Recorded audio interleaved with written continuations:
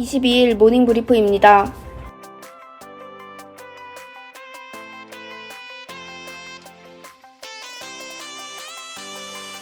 이강인민은행장은 탄소 중립 수요에 대한 자금 지원과 관련하여 정부 자금으로 부족한 부분을 시장 자금으로 보충하는 방식으로 투자를 진행할 것이라고 밝혔습니다.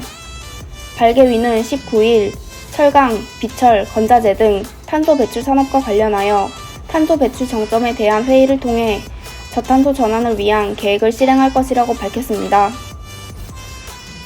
공신부가 코로나19 백신에 대한 긴급 사용 승인을 통해 현재 5개의 백신을 확보했습니다.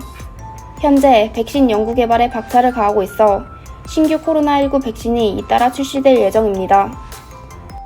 국가위생건강위원회에서 일부 약품 및 의료용 설비와 백신 관련 문제를 신속히 해결할 것을 강조했습니다. 18일 기준 올해 중국에서 발행한 신규 펀드는 1조 63억 위안으로 전년 동기 대비 갑절 증가했습니다.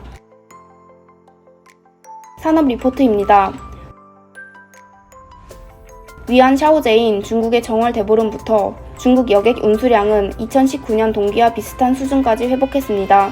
또한 올해 라오둥제 연휴 기간 중국 여객 유동량이 크게 증가하면서 항공사의 실적이 전환점을 맞이할 전망입니다. 항공산업 회복 전망에 중국 동방항공, 중국 남방항공 등 종목이 추천됐습니다. 2월 중국 핸드폰 시장 총 출하량은 약 2,175만 대로 전년 동기 대비 240.9% 증가했습니다. 5G 핸드폰 보급률 상승으로 주파수, 부품 등 관련 산업체인의 호실적이 기대되면서 화이트 지능 제어, 사망광전 등이 추천주로 제시됐습니다. 기업 리포트입니다. 자동차 조명 제조업체인 성우라이트가 국내외 완성차 제조업체와의 협력을 통해 수익성이 개선될 것으로 보입니다. 코로나19 확산에 피해를 받았지만 현재 자동차 라이트 업계의 경기 성장 속에서 동사의 장기적인 실적 성장이 기대됩니다.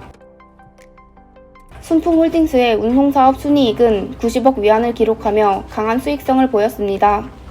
토지, 창고, 물류센터 등에 대한 투자 확대로 장기적인 성장이 기대될 것으로 분석되며 투자 의견 매수를 제시했습니다. 다음은 투자 정보입니다. 백화점 및 쇼핑몰 운영기업인 월수금융은 2020년 실적을 발표했습니다. 매출이 97억 위안으로 전년 대비 2% 감소했지만 순이익이 46억 위안을 기록하며 291% 증가했다고 공시했습니다. 건축자재 생산 및 판매 기업인 북신건재는 2020년 순이익이 548% 증가한 29억 위안을 기록했습니다. 동사는 코로나19 확산에도 불구하고 생산 재개를 통해 품질 개선 등 원가 절감 효과를 극대화했습니다. 중국 내 최대 아크릴산 생산업체인 위성석화는 3월 20일 저장두 산항경제개발관리위원회 등과 일체화 생산 관련 협약을 체결했습니다. 이 협약에 따라 플라스틱, 합성섬유, 자동차 내장재 등 프로필렌 생산 설비와 네오펜틸 글라이콜 생산 설비 등 프로젝트에 102억 위안을 투자할 예정입니다. 이 생산 설비는 2021년 11월에 착공할 예정이며 2024년 6월부터 가동할 것으로 보입니다.